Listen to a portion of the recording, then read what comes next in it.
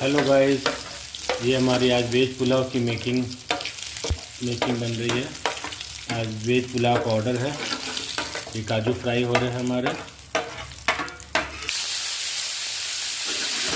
प्याज डलते हुए, ये आलू टमाटर शिमला वेजिटेबल ऐड होते हुए, अब ये गोभी पत्ता गोभी वेजिटेबल जो कि वेज पुलाव में होता है।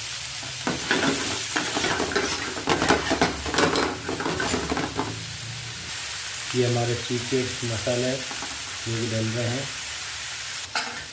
ये अभी राइस ऐड हो गए हैं वेज पुलाव में।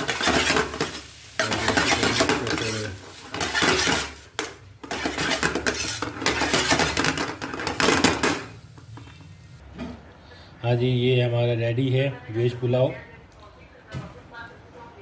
आप भी अपना ऑर्डर दे सकते हैं वेज पुलाव का।